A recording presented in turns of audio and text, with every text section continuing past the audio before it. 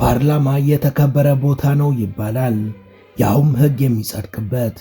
ግና ከደቡብ ኮሪያ እስከ ቱርክ፣ ከታይላንድ እስከ ዩክሬን በዓለማችን በርካታ አገራት ፓርላማ ወደ ቦክስ ሪንግነት ተለውጦ ያውቃል። አሁንማ ፓርላማ ውስጥ በቡጢ መቧቀስ፣ ፀጉር መጓተትና በጥፊ መወላወል እየተለመደ መጥቷል።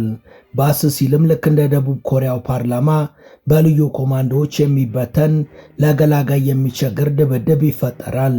አለፍ ሲል ደግሞ በቦክስ ጭንቅላቱን ተመቶ እዛው ፓርላማ ውስጥ እንደሞተው የፓርላማ አባል ከባድ ክስተትም ይከሰታል። ብቻ በሕዝብ የተመረጡ እንደራሴዎች ፓርላማ ውስጥ እንደ መንደር ጎረምሳ በግሩፕ ተቧድነው ከተደባደቡባቸው ክስተቶች መሃል አስገራሚዎቹ ጸቦች ለማመን የሚከብዱ ናቸው።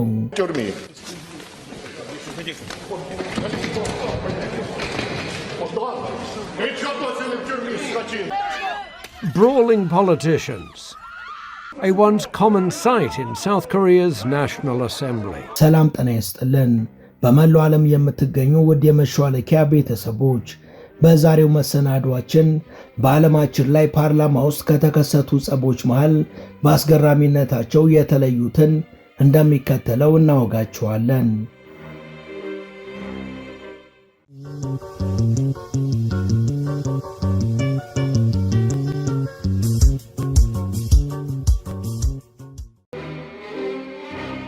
ፓርላማ ሲባል ብዙዎቻችን አእምሮ ውስጥ ያለው ጸጥ ብለው የሚቀመጡበት ሱፍ የለበሱ አልፎ አልፎ የሚስቁ ሰዎች ያሉበት ነው። አሁን የምንነግራችሁ ታሪኮች ግን ከዚህ ይለያሉ። የሱፋቸውን እጀታ ሰብስበው ከረባታቸውን አላልተው ሱሪያቸው ውስጥ የተቀጠቁትን ሸሚዝ አውጥተው ለገላጋይ ያስቸገሩ ተደባዳቢ የፓርላማ አባላትን ነው።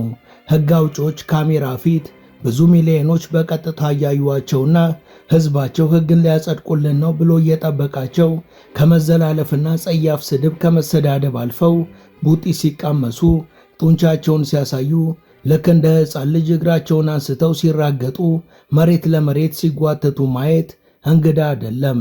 የቱርክ፣ የጃፓን፣ የታይዋን፣ የደቡብ ኮሪያ፣ የኮሶቮ፣ የደቡብ አፍሪካ፣ የህንድና የኬንያ ፓርላማዎች ይህንን ሲያስተናግዱ ማየት የተለመደ ነው። ፓርላማ ውስጥ ቅልጥ ያለ ድብድብ መመልከት እጅግ ቢያስገርምም ተደጋግሞ ግን ተስተውሏል። የቱርክ ፖለቲከኞች በታላቁ ፓርላማ ተነጋግረው መተላለፍና በሐሳብ መሸናነፍ ስላልቻሉ በፓርላማ ውስጥ ቅልጥ ያለ ድብድብ አድርገዋል። ይህ ደግሞ የሆነው ከሳምንታት በፊት በዲሴምበር 22 ቀን 2025 ነበር። በዕለቱ የቱርክ ፓርላማ የተሰበሰበበት ዋነኛው አጀንዳ የ2026 ዓመትን በጀት ማጽደቅና የ2025 በጀት አፈጻጸም ላይ ለመነጋገር ነበር። እሁድ ቀን በተደረገው የፓርላማ ውሎ በከፍተኛ ደረጃ አለመግባባት ውስጥ የገቡት የአሁኑ የቱርክ ገዢ ፓርቲ ኤኬ ፓርቲና የዋነኛ ተቋሚው የሪፐብሊካን ፒፕል ፓርቲ አባላት ነበሩ። ያ አለመግባባትም በክርክርና በንግግር ሊፈታ ስላልቻለ መጨረሻው ቡጢ መቃመስ ሆኗል።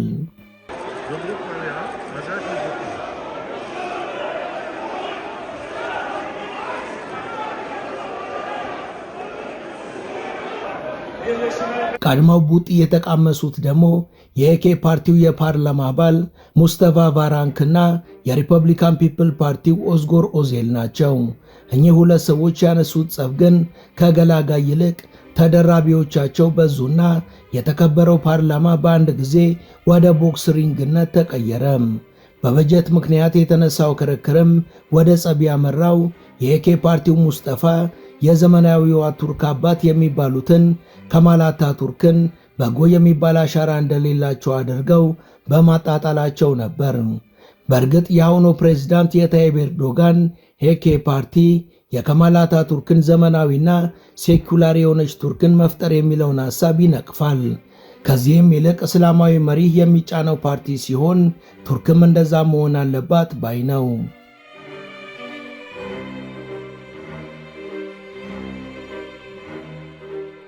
ከማል አታቱርክ በመሰደባቸው ምክንያት ደማቸው የፈላው የሪፐብሊካን ፒፕል ፓርቲ አባል የሆኑት የፓርላማ አባል ንዴታቸውን መቆጣጠር ስላልቻሉ ሙስተፋን በቦክስ ነረቷቸው። ሙስተፋም ወዲያውኑ አጸፋውን መለሱ። 90 ሚሊዮን የሚሆነው የቱርክ ሕዝብ ሕግ ያወጡልኛል፣ ሀገሬን ስርዓት ያስይዙልኛል ያላቸው ሕግ አውጪዎች ሕግና የፓርላማ ስርዓትን ጥሰው ሲቧቀሱ በቴሌቪዥንና በማህበራዊ ሚዲያ ላይ አይቷቸዋል። ይህ ለ10 ደቂቃ የቆየው ድብድብ አንድም ራሱን አደብ የሚያስገዛ በመጥፋቱ እንደ ጎረምሳዎች ጸብ የተበተነው በጸጥታ ኃይሎች ነበር። በፓርላማው ጥበቃ ኃይል የተገላገሉት የፓርላማ አባላት ዳግም ወደ ስብሰባቸው ተመልሰው ባደረጉት የድምፅ መስጠት ስነ ስርዓትም የበጀት ሕጉ 320 ለ249 በሆነ ድምፅ ጸድቋል።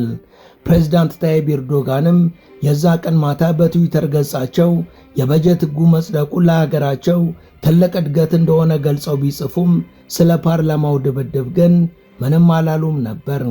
በእርግጥ ለቱርክ ፓርላማ እንኳን ተቧክሶ መቀጠል ቀርቶ ተደብድቦ መገደልም አዲስ አይደለም።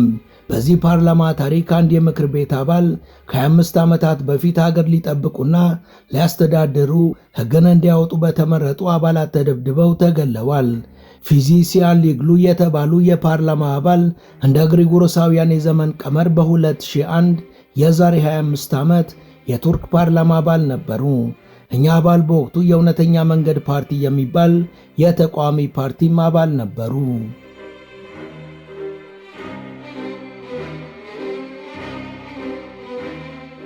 ልክ እንደ ዲሴምበር 22 አይነት ግርግር ተፈጠረና በፓርላማ ውስጥ በተነሳ ድብድብም ጭንቅላታቸው ላይ ከፍተኛ ቡጢን በማስተናገዳቸው ጉዳት ደረሰባቸው።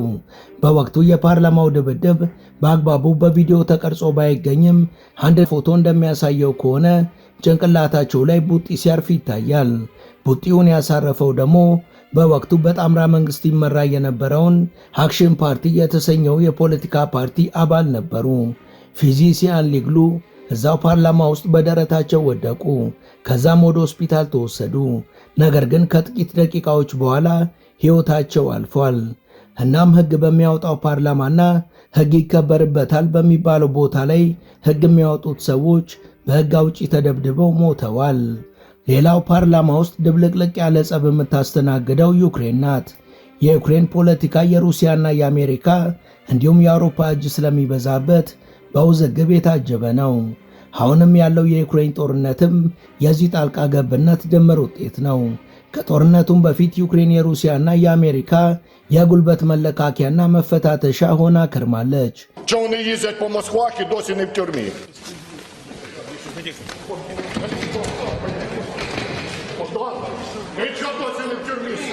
ብዙ ጊዜ የጸብ ምንጭ የሚሆነው ጉዳይ ደግሞ የሩሲያ ጉዳይ ነው። በ2010 የወቅቱ የዩክሬን ፕሬዝዳንትና አፍቃሪ ሩሲያ የሚባሉት ቪክቶር ያኑኮቪች አንድ ውል ከሩሲያ ጋር ተዋዋሉ። በወቅቱ ከነበሩት የሩሲያው ፕሬዝዳንት ዲሚትሪ ሜድቬዴቭ ጋር የተዋዋሉት ውል ሩሲያን ለቀጣይ 25 ዓመታት ሴቫስቶፖል የተባለውን የዩክሬንን ወደብ እንድትጠቀምና በጥቁር ባህር ላይ መንቀሳቀስ የሚፈቅድላትን ነበር። አፓርትመንት በኮንዶሚኒየም ዋጋ ከወዳጅነትና ካራዳ ፓርክ ፊት ለፊት ባለ 1 መኝታ በ3.6 ሚሊዮን ጠቅላላ ዋጋ፣ ባለ 2 መኝታ በ5.8 ሚሊዮን ጠቅላላ ዋጋ፣ ባለ 3 መኝታ በ8.4 ሚሊዮን ጠቅላላ ዋጋ ቤቶችን እየሸጥን ነው። ይህ ዋጋ 100% ለሚከፍሉ ደንበኞች 30% ቅናሽ ላደረግንባቸው ሲሆን 10% ከፍለው ቀሪውን የግንባታ ሂደት ማየት ለሚፈልጉ ባለ 2 መኝታ ከ840 ሺህ ብር ቅድመ ክፍያ ጀምሮ፣ ባለ 3 መኝታ ከ1.2 ሚሊዮን ቅድመ ክፍያ ጀምሮ።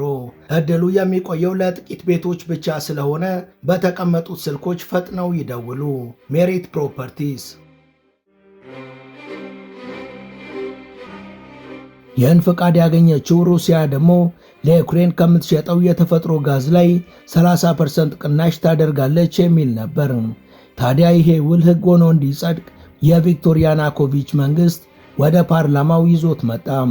ሩሲያ ጠል ምዕራባውያን አፍቃሪ የሆኑ የተቃዋሚ ፓርቲዎች ግን ሐሳቡን ተቃወሙ። በ30% ቅናሽም ሉዓላዊነታችንን አንሸጥም አሉ።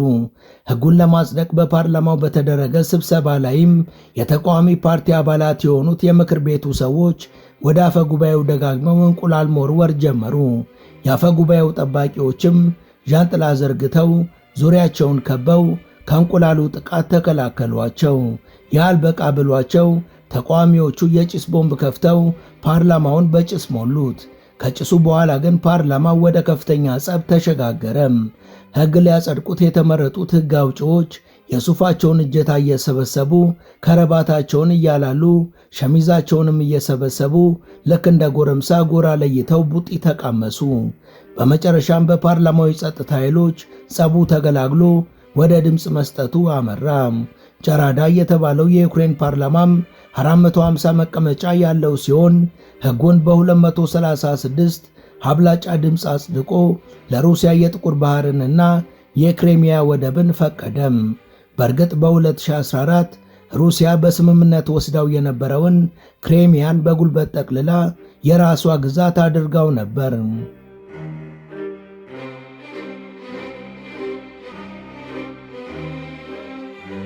ከብዙ የዩክሬን ፓርላማ ጸቦች መካከል ታዋቂው አጋጣሚ ኦሌ በርና የተባለና በ2015 የፓርላማ አባል የነበረ ሰው ያስነሳው ድብድብ ነው።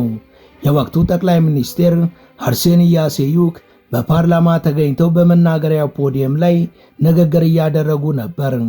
በወቅቱ እሱ ከተቀመጠበት ተነስቶ ወደ ጠቅላይ ሚኒስቴሩ ሄደና በእጃቸው ለስጦታ የተዘጋጀ ሮዝ አበባ ሰጣቸውና ከመነጋገሪያቸው ላይ ተሸክሞ ወሰዳቸው። ወዲያው ግን ሰላማዊ ፓርላማ ቀለጥ ወዳለ ድብድብነት ተቀየረ። መጠጥ ቤት ውስጥ የሁለት ሰፈር ጎረምሶች የተጣሉ ይመስልም ስፍራው በተናነቁ ሰዎች ተሞላ።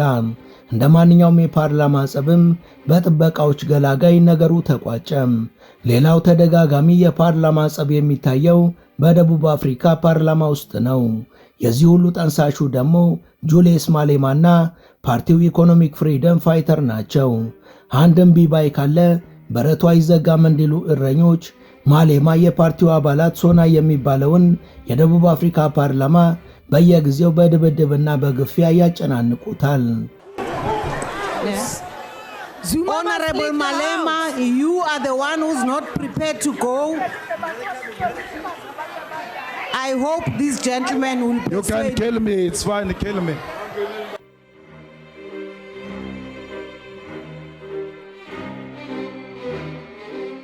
ማሌማ ፖለቲካን ብሎ የጀመረው በደቡብ አፍሪካ ታላቁን የኔልሰን ማንዴላ ፓርቲን ኤኤንሲን በመቀላቀል ነው። ለረጅም ዓመታትም የኤኤንሲ ወጣት ሊግ አባል የነበረ ሲሆን ከ2008 እስከ 2012 ደግሞ የወጣት ሊግ ሊቀመንበር ሆኖ ሰርቷል። ማሌማ ከዛም የራሱን ኢኮኖሚክ ፍሪደም ፋይተር የሚባል ፓርቲን መሰረተም። አብረውት ይሰሩ የነበሩ የኤኤንሲ ወጣት ክንፍ አባላትንም የራሱን ፓርቲ እንዲቀላቀሉ አደረገም። በቆራጥነቱ የሚከተሉትና የሚመርጡትን በዙና በመጨረሻ ተመርጦ ፓርላማ ገባም። ማሌማና የፓርቲው አባላት ገና ከጅምሩ ፓርላማ ሲገቡ ፓርላማ የሚከተለውን የፕሮቶኮል ሕግ ብዙ ጊዜ አይከተሉም ነበር። በመላው ዓለም እንደተለመደው ወንዶች ሙሉ ልብስ፣ ሴቶች ደግሞ እንደሚለብሱት ስፌት ወይም ደግሞ ሌላ ቀሚስ ሳይሆን ፓርላማ የሚገቡበት ቀይ ቱታ፣ የጉልበት ሰራተኞች ጫማ ተጫምተው አሊያም የግንባታ ሰራተኞችን የራስ መከላከያ ባርኔጣ አጥልቀው ወደ ፓርላማ መግባት ጀመሩ። ለዚህ ምክንያታቸው ደግሞ በዋናነት ማህበራዊ መሰረታችን የሚሉትን ሰራተኛውን መደብ ለመወከልና ለማሳየት ሲሆን፣ ሌላኛው ደግሞ ጠፍቷል የሚሉትን ማህበራዊ እኩልነትንም ለማሳየት ነው።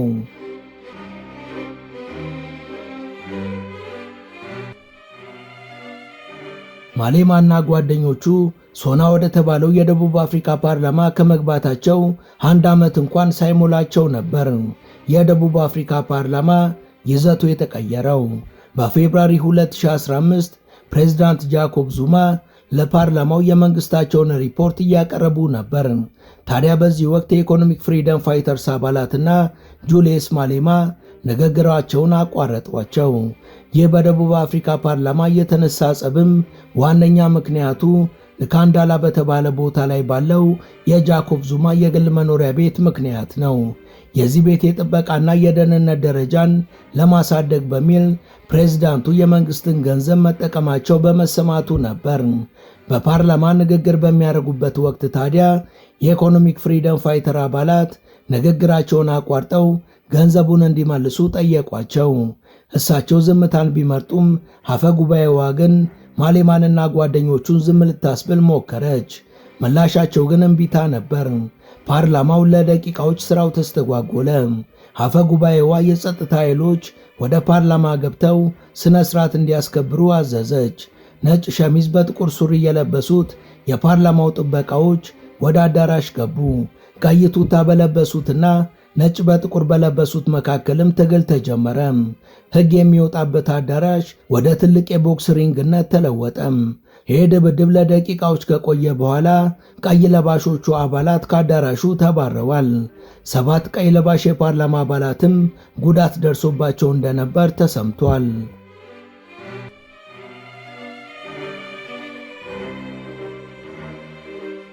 ማሌማና ጓደኞቹ በእንቢተኝነታቸው በዚህ ሳያበቁ ቢያንስ 5 ጊዜ ከሌሎች የፓርላማ አባላትና የጸጥታ አባላት ጋር ፓርላማ ውስጥ ቡጢ ገጥመዋል። ለአብነትም በወርሃ ፌብሩዋሪ 2017 ጃኮብ ዙማ ዓመታዊ የፓርላማ ንግግራቸውን ሊያደርጉ ሲሉ ማሌማና የፓርቲው አባላት ለ1 ሰዓት ያክል ንግግራቸውን አስተጓጎሉ። እንደ 2015 ሁሉ የፓርላማው አፈ ጉባኤ ባለነጭ ሸሚዝ የፓርላማ ደህንነቶች ጸጥታ ያስከብሩ ዘንድ ወደ ፓርላማው አዳራሽ ጠሯቸው። 30 የሚሆኑ የጸጥታ ኃይሎችም ወደ ውስጥ ገቡ። ቅልጥ ያለው ጸብም ተጀመረም። ማሌማና ጓዶቹ ለማጥቃትና ራሳቸውን ለመከላከል ጠንካራ የኮንስትራክሽን ሰራተኞች ባርኔጣና የውሃ ኮዳዎችን ተጠቅመዋል። በመጨረሻም ነጭ ለባሾቹ የፓርላማው ጥበቃዎች የኢኮኖሚክ ፍሪደም ፋይተር ፓርቲ አባላትን ከአዳራሹ አስወጥተዋል። ንግግራቸው የተቋረጠባቸው ፕሬዝዳንት ጃኮብ ዙማም 440 ወታደሮችን አዘው የፓርላማውን ጥበቃ አጠናክረዋል። አሁንም የደቡብ አፍሪካ ፓርላማ አባል የሆነው ጁሊየስ ማሌማና የፓርቲው አባላት ዛሬም በዚህ የቁርጠኛ ተግባራቸው እንደቀጠሉ ነው።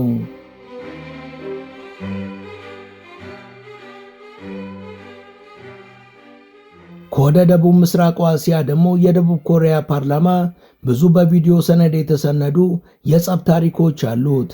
ለአብነትም የቅርቡን ብናነሳ የዛሬ 2 ዓመት ማለትም በ2024 የደቡብ ኮሪያው ፕሬዝዳንት ዩን ሱክ ዩል እስከ ዛሬ የነበረውን ነባሩን ዲሞክራሲያዊ መንግስት ወደ ጎን አደረጉና ሀገራችን ከሰሜን ኮሪያ ከፍተኛ የሆነ የደህንነት ስጋት ላይ ነን ብለው ወታደራዊ አዋጅ አወጁ። ይህን አዋጅ ለማጽደቅም ፓርላማው ተጠራም። ይህን ሕግ የተቃወሙ ተቃዋሚዎችም ወደ ፓርላማ ገቡ። የሀገሪቷ ጦር አባላት ግን ወታደሮችንና ፓራትሩፐር የሚባሉ ልዩ ኮማንዶዎችን ጨምሮ ወደ ፓርላማው ዘልቀው በመግባት ፓርላማውን ከበቡ። በዚህም የተነሳ በተቃዋሚዎችና በወታደሮች መካከል አለመግባባት ተነሳ። ይህ ጸብም ትንሽ ቆይቶ ቅልጥ ወዳለ ድብድብ ተሸጋግሯል። This return to fighting has provided a stark contrast to another Korean parliament. የደቡብ ኮሪያ ፓርላማ በተለያዩ ጊዜያት የተለያዩ መሰል ክስተቶችን ያስተናገደ ሲሆን ከነዚህ መካከል ተጠቃሾቹ የጭስ ቦምብ የተበተነበት፣ በመዶሻና በመሮ የፓርላማ ቋሚ ኮሚቴ ቢሮ የተሰበረበት በሰፊው ጎልተው የሚታወቁ ናቸው።